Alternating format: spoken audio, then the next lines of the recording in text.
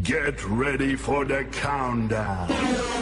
10, 9, 8, 7, 6, 5, 4, 3, 2, 1, 0. Assalamualaikum warahmatullahi wabarakatuh. Perkenalkan, nama saya Anggi Safitra. Saya akan berbicara tentang kehidupan masa Orde Baru.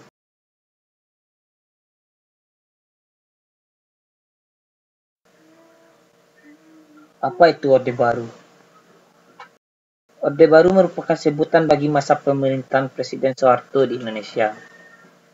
Orde Baru menggantikan Orde Lama yang merujuk pada era pemerintahan Presiden Soekarno. Orde Baru berlangsung dari tahun 1966 sampai 1998.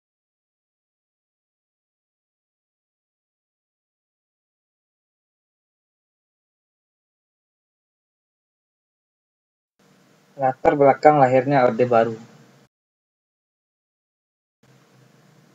Yang pertama, adanya aksi-aksi Tripura. Aksi-aksi Tripura terjadi karena adanya krisis politik yang membuat terjadinya erosi kepercayaan rakyat kepada Presiden Soekarno.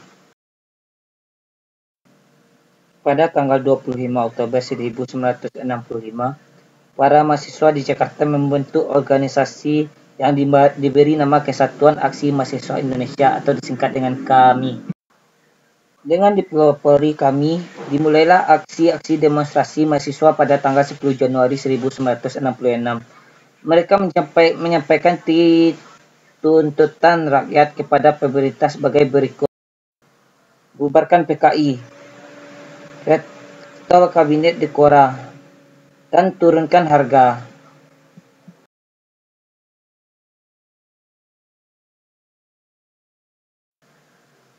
Yang kedua, adanya surat perintah 11 Maret atau disingkat dengan Super Semar.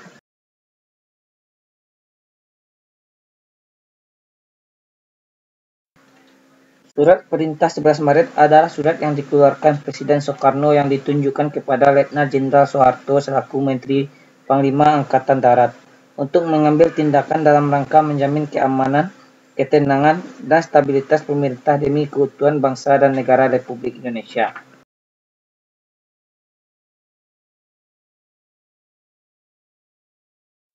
Alasan terbentuknya Super Semar adalah karena adanya pembicaraan dengan Soekarno dengan 3 jenderal. Yang pertama, Basuki Rahmat, Yusuf, dan Amir Majemuk. Mereka meminta Soekarno agar memberikan kewenangan penuh kepada Soeharto, yang surat itu ditangani oleh Presiden Soekarno. Kebijakan masa Orde Baru. Yang pertama, kebijakan politik dalam negeri. Pemilu masa Orde Baru. Selama masa Orde Baru, pemerintah berhasil melaksanakan 6 kali pemilihan umum, yaitu tahun 1971, 1977, 1982, 1987, 1992, dan 1997. Dalam setiap pemilu yang diselenggarakan selama masa pemerintahan Orde Baru, Golkar selalu memperoleh mayoritas suara dan memenangkan pemilu. Penyelenggaraan pemilu yang teratur selama masa pemerintahan Orde Baru telah menimbulkan kesan bahwa demokrasi di Indonesia telah berjalan dengan baik. Apalagi pemilu berlangsung dengan asas langsung, umum, bebas, dan rahasia. Namun, kenyataannya pemilu diarahkan untuk kemenangan Golkar. Kemenangan ini menguntungkan pemerintah di mana perimbangan suara di MPR dan DPR didominasi oleh Golkar. Keadaan ini telah membuat Soeharto menjadi Presiden Republik Indonesia selama 6 periode. Karena masa Orde Baru, Presiden dipilih oleh anggota MPR.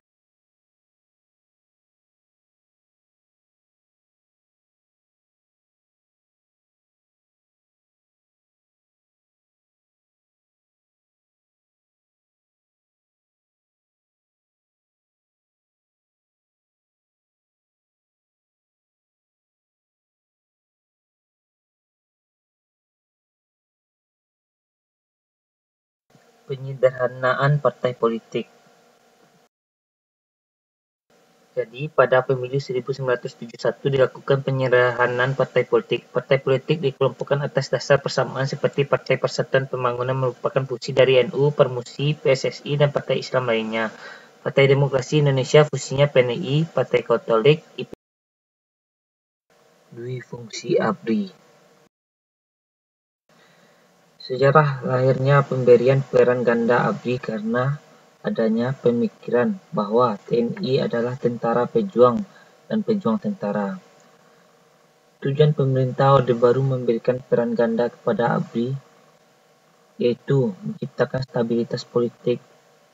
Penggagas Dwi fungsi ABRI adalah Jenderal A.H. Nasution berdasarkan pidatonya pada tanggal 15 November 1958.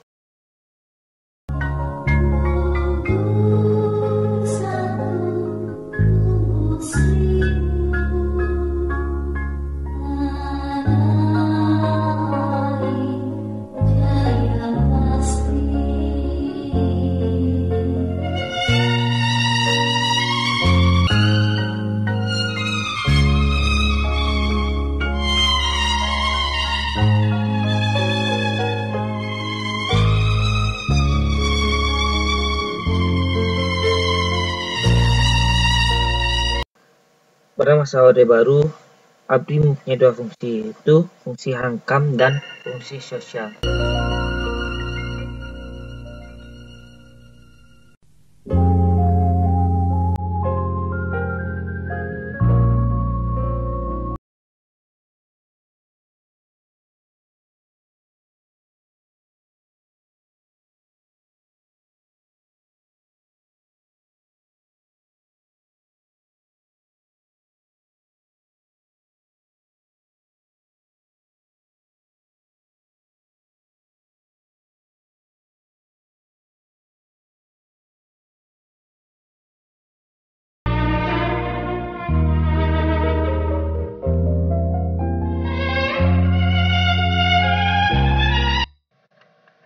Pedoman Penghayatan Pengamalan Pancasila atau disingkat PM. Penataran PM4 ini bertujuan membentuk pemahaman yang sama mengenai demokrasi Pancasila, sehingga dengan adanya pemahaman yang sama terhadap Pancasila dan Undang-Undang Dasar 1945, diharapkan persatuan dan kesatuan nasional akan terbentuk dan terpelihara.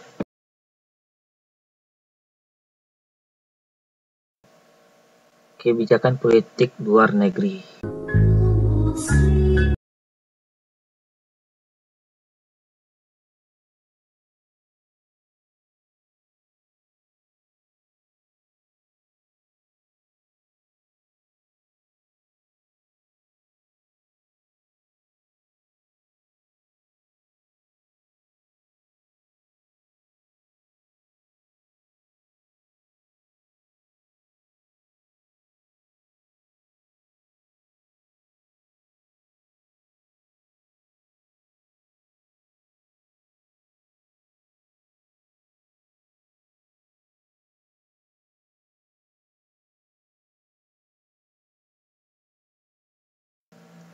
Kebijakan ekonomi masa Orde Baru.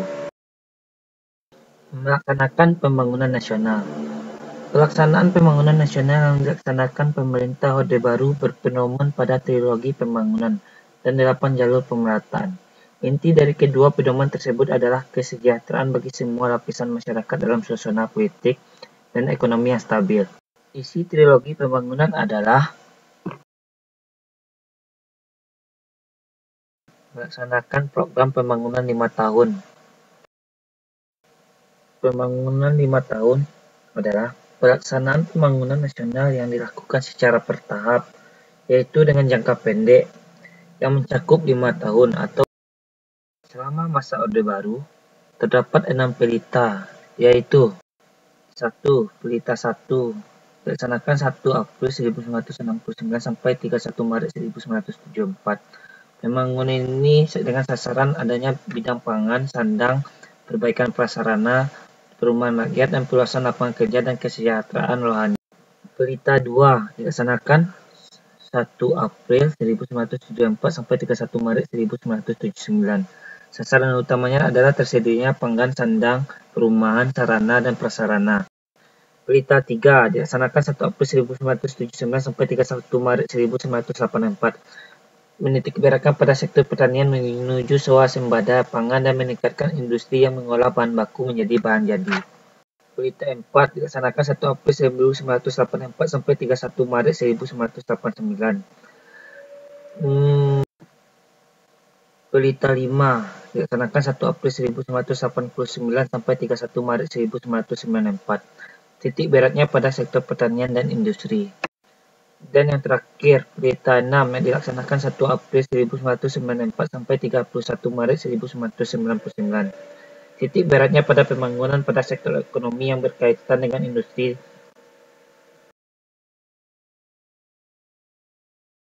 Orde Baru itu sebuah konsep yang dibangun oleh orang-orang yang ikut menumbangkan masa Orde Lama.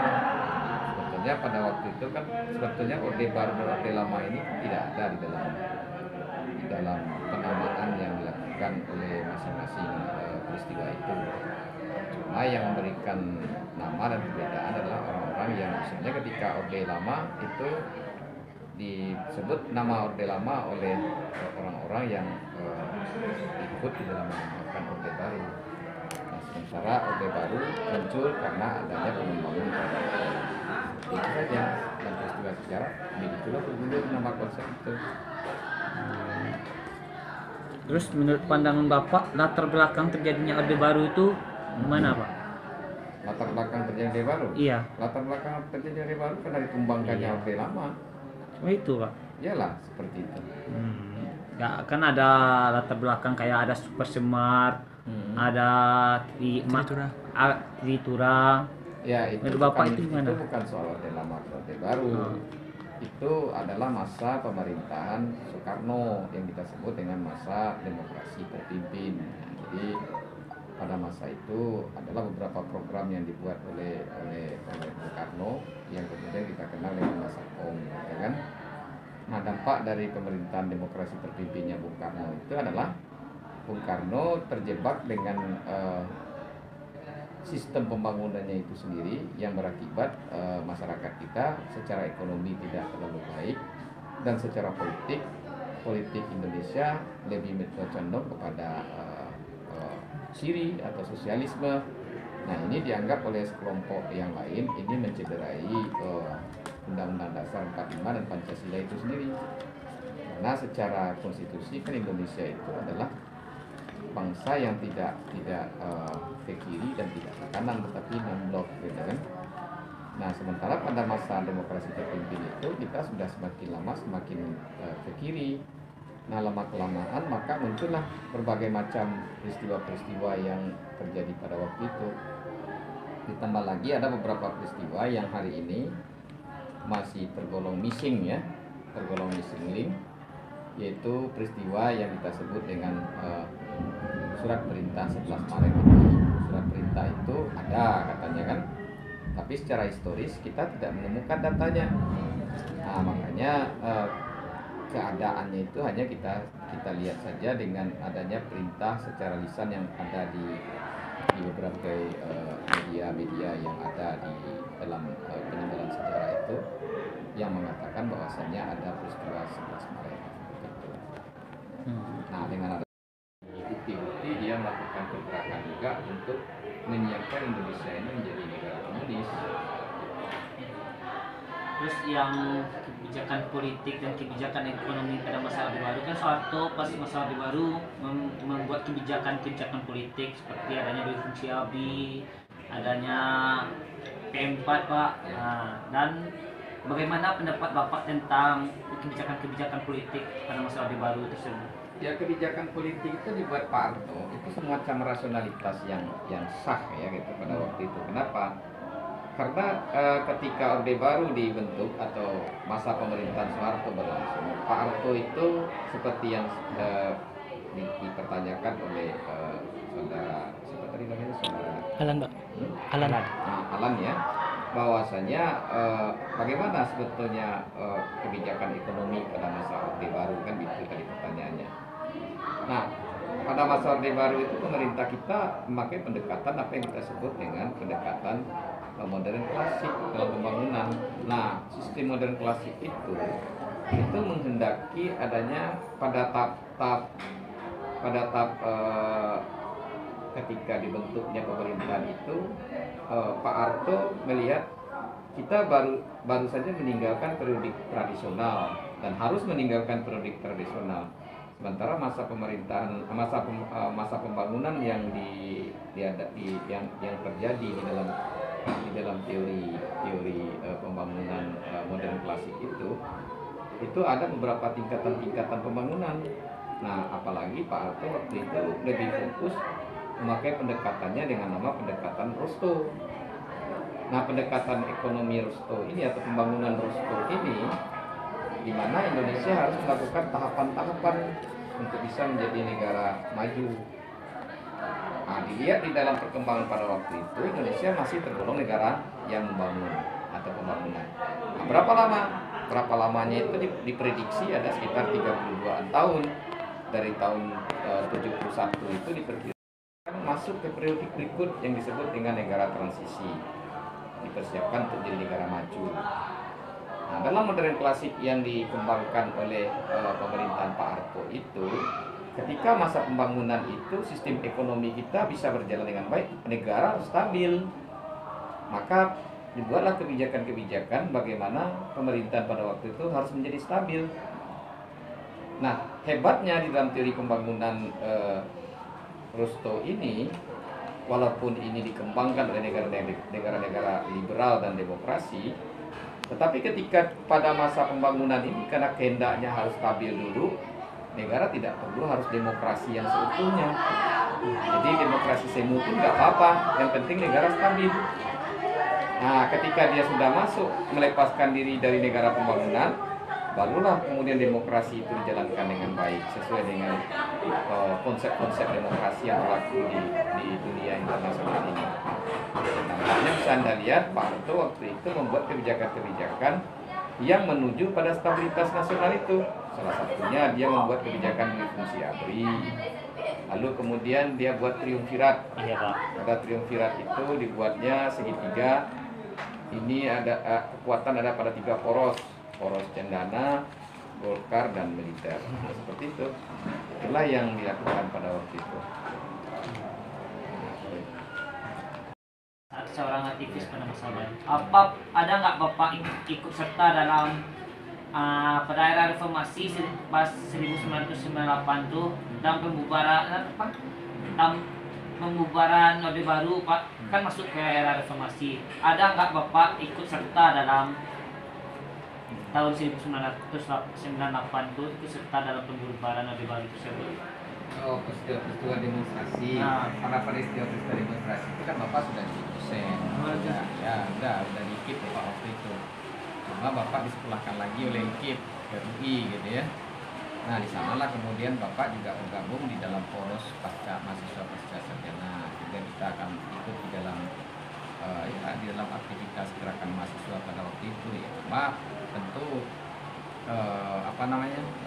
model cara kita melakukan aktivitas tentu tidak sama dengan mahasiswa S1. Apalagi Bapak pada waktu itu kan sudah tergolong PNS. Nah, jadi sudah agak beda. Tapi kalau yang Anda tanyakan apakah Bapak ikut di dalam proses terbentuknya peristiwa-peristiwa yang kita maksudkan tadi itu, iya, Pak. Maka Bapak mengatakan Bapak pernah ikut di dalam itu, terutama ketika gerakan-gerakan mahasiswa yang terjadi di tahun 1990-an. Artinya kalau kita bicara tentang gerakan sosial, tentu ada beberapa periodik tahapan-tahapannya.